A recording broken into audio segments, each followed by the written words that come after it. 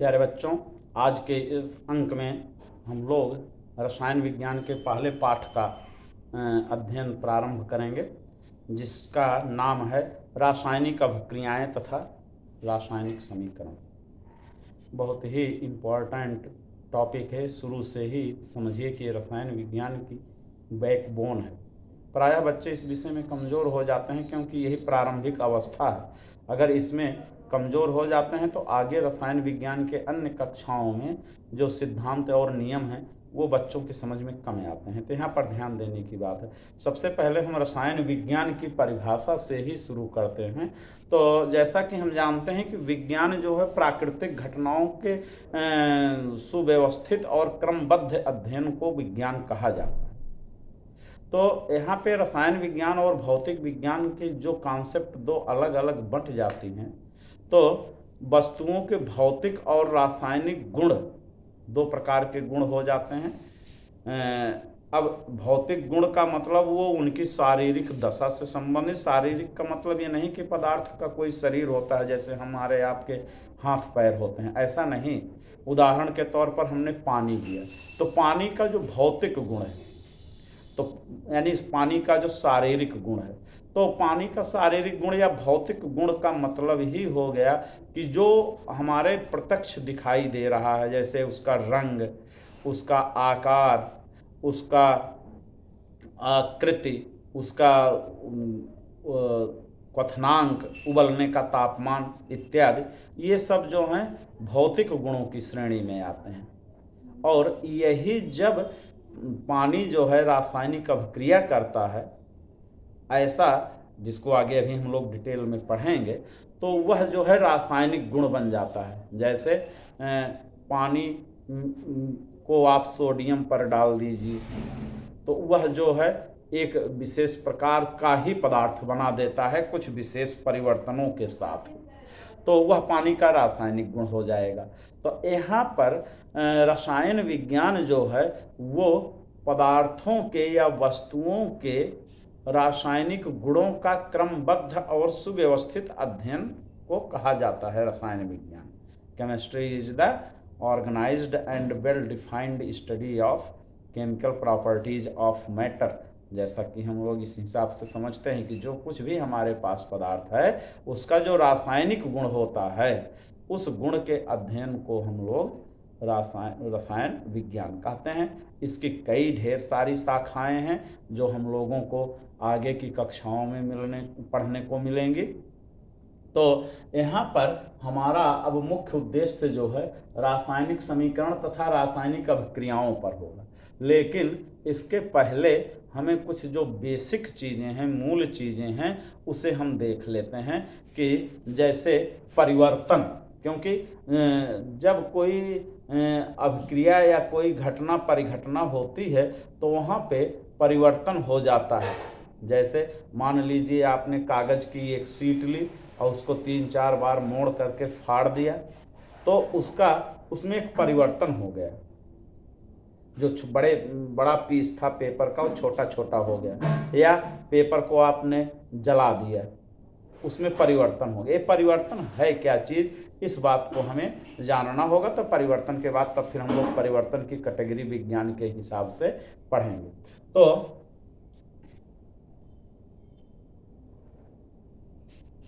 परिवर्तन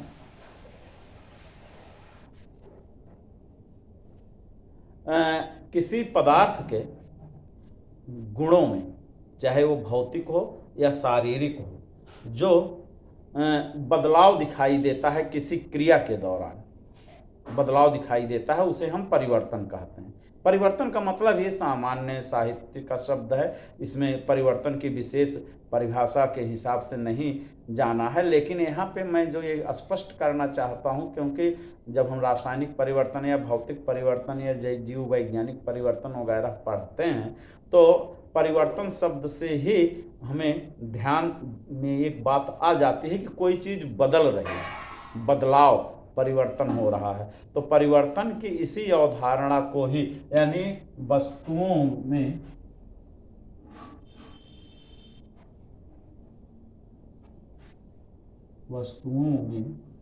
बदलाव इसको हम लोग परिवर्तन कहते हैं। तो अब परिवर्तन है तो अब हमारा ध्यान फिर केंद्रित होता। परिवर्तन बहुत ढेर सारे होते हैं, लेकिन अब हमारा मुख्य रूप से आता है भौतिक परिवर्तन पर।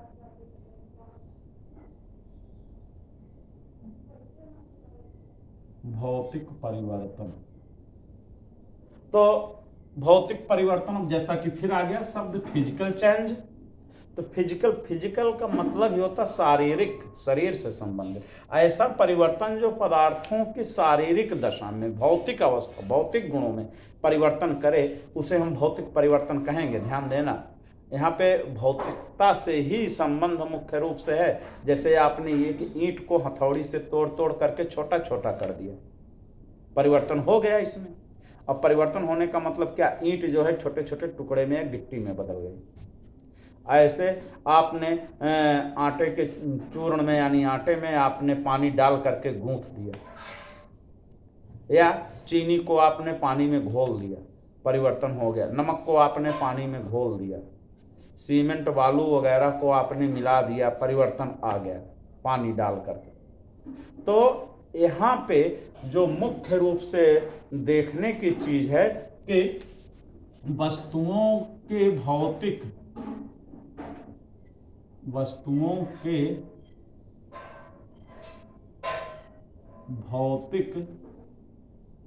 में परिवर्तन,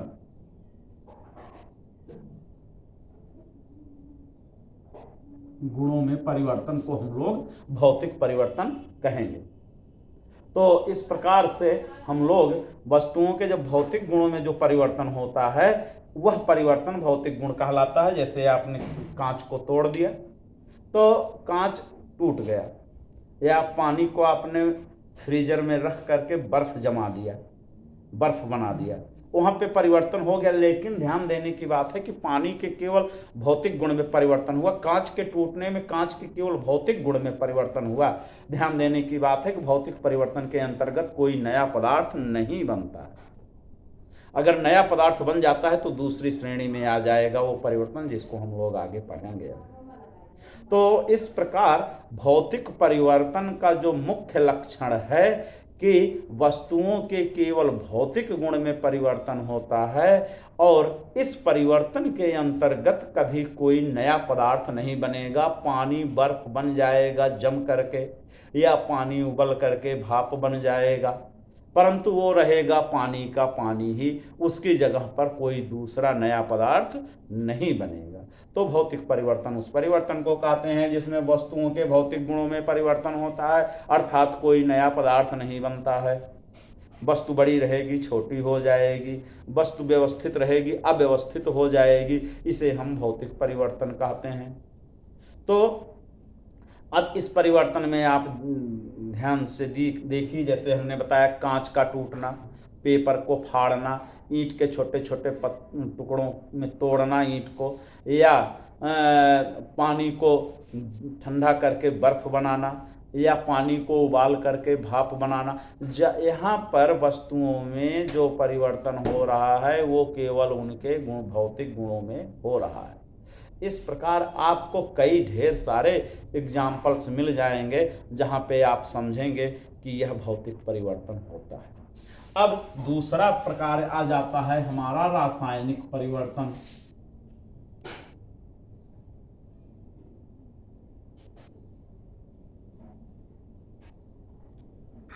रासायनिक परिवर्तन, केमिकल चेंज। फिर यहाँ पे बात आ गई कि पदार्थों के रासायनिक गुणों में परिवर्तन को हम पदार्थों के रासायनिक गुणों में परिवर्तन को हम रासायनिक परिवर्तन कहते हैं। अब जब रासायनिक परिवर्तन की बात आ गई तो पदार्थ के रासायनिक गुण बदलेंगे।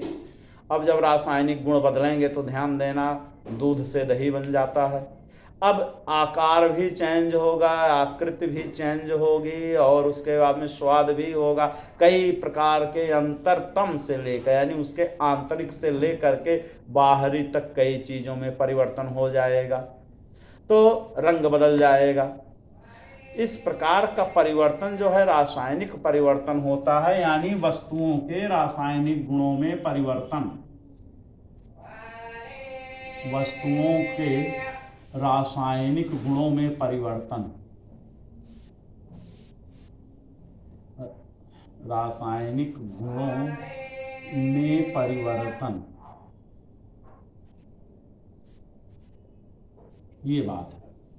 अब इसकी मुख्य विशेषता क्या है कि इसमें नया पदार्थ बनता है, नया पदार्थ बनता है। जैसे हमने बताया, अब इसमें नया पदार्थ क्या बन जाएगा, जो पदार्थ रहेगा उसका मूल ही खत्म हो जाएगा। अब नया पदार्थ बनने का तात्पर्य ये हो गया कि जैसे दूध में आपने थोड़ा सा दही डाल के रख दिया, थोड़ी देर के बाद में वो जो है क्या से क्या बन गया। स्वाद कैसा था दूध का, दही का स्वाद कैसा हो गया। आकार कैसा था दूध का, दही का आकार कैसा हो गया। तो यहाँ पे नया पदार्थ बन गया। इसी प्रकार से गन्ने के रस को आप रख देते हैं, गन्ने का रस कितना मीठा होता है, लेकिन कुछ महीनों के बाद, कुछ दिनों के बाद वह जो है परिवर्तित होकर के सिरका बन जाता है। दोनों के स्वाद में जमीन आसमान का अंतर आ जाता है। तो यहाँ पे नया पदार्थ बन गया। ऐसा परिवर्तन जिसमें नया पदार्थ बने उसे हम रासायनिक परिवर्तन कहते हैं। जैसे आटे को आपने पानी से गूंथा था, वो था भौतिक परिवर्तन, लेकिन आटे को जब आपने रोटी बना करके सेंकना शुरू कर दिया या मुंह में रख करके आपने चबाना शुरू कर दिया, तब वो आटा आटा नहीं रह जाता है और रूपों में बदलता जाता है। तो इस प्रकार का परिवर्तन जो है वो रासायनिक परिवर्तन कहलाता है। पानी में आपने सोडियम डाल दिया, अब सोडियम के डालते ही पानी में क्या से क्या हो गया। जो पानी पीने में मीठा था और पानी का स्वाद अच्छा था, वह पानी का स्वाद एकदम कषैला हो गया। और बहुत अधिक मात्रा में डाल दिया है आपने उसमें सोडियम, तो बना हुआ जो पदार्थ होगा वो कुछ और हो जाएगा। उसको आप न पी सकते हैं, न खा सकते हैं, कुछ भी नहीं कर सकते हैं। तो इस प्रकार के परिवर्तन में जिसमें नया पदार्थ बन जाता है उसे हम भौतिक परिवर्तन कहते हैं। प्रायः ऐसे परिवर्तन से फिर से जो है पुराना पदार्थ नहीं प्राप्त किया जा सकता प्रायः, जबकि होता है कई ऐसे परिवर्तन, रासायनिक परिवर्तन होते हैं जिनको उल्टी दिशा में भी लाया जा सकता है। और भौतिक परिवर्तन तो ऐसा होता है कि इसमें पुराने पदार्थ को आप फिर से प्राप्त कर सकते हैं। तो ऐसी स्थिति बनती है भौतिक और रासायनिक परिवर्तन में। तो रासायनिक परिवर्तन के अंतर्गत ये बात जो ध्यान देने की है, यहाँ पर यही बात ध्यान देने की है कि रासायनिक परिवर्तन में नया पदार्थ बनता है। अब नया पदार्थ बनने का मतलब उसके रासायनिक गुण में अंतर हो जाएगा। लकड़ी को आपने जला दिया आग में तो लकड़ी से कोयला बन गया। अब उसमें से कितने पदार्थ निकले, कार्बन डाइऑक्साइड निकली, राख निकली कोयले के रूप में, और गर्मी निकली ऊष्मा के रूप में, ये सब चीज़ें निकलती हैं। तो इस प्रकार से वो लकड़ी नहीं रह गई, उसके स्थान पे राख की ढेर बन गई। ये परिवर्तन जो है रासायनिक परिवर्तन कहलाता है।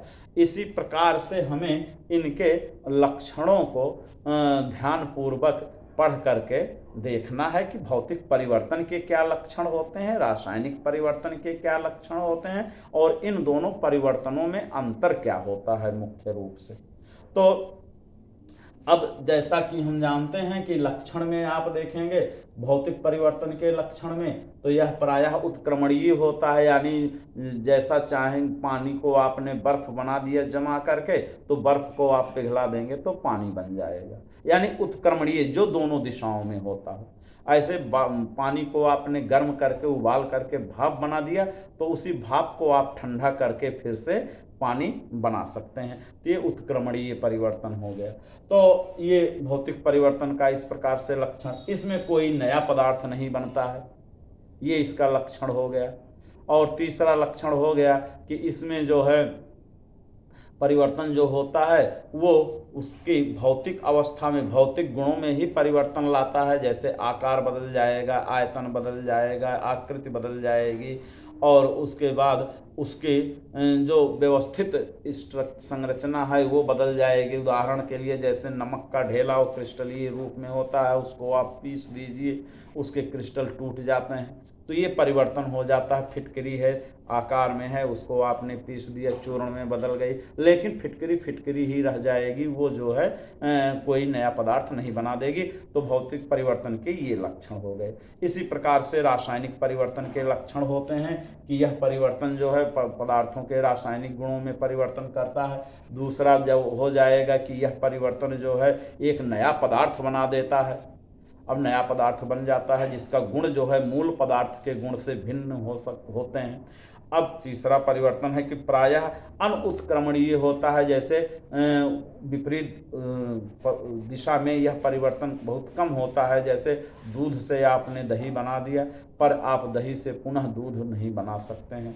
गन्ने के रस से आपने सिरका बना दिया, परंतु सिरके से आप फिर उल्टा करके गन्ने का रस नहीं बना सकते हैं। तो इस प्रकार के परिवर्तन को हम लोग रासायनिक परिवर्तन कहते हैं। और इनमें मूल अंतर जो है वो अंतर आप हमारे इस दिए गए लेक्चर के अनुसार रासायनिक तथा भौतिक परिवर्तन में अंतर जरूर लिख लीजिएगा टेबल बना करके। रासायनिक परिवर्तन ऐसे और भौतिक परिवर्तन।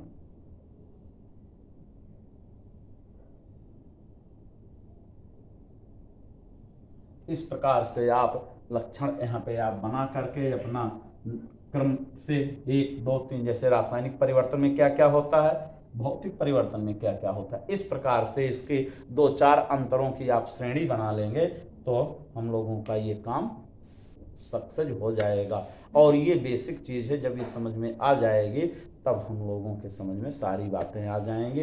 तो कल हम लोग जो है रासायनिक समीकरण पढ़ेंगे। इसके लिए आप सबको रासायनिक तत्वों के प्रत्येक और उनके परमाणु क्रमांक और परमाणु भार प्रायः याद होने चाहिए, तभी हम लोग इस पे उससे विस्तार पूर्वक और समझदारी पूर्वक पढ़ पाएंगे। ठीक।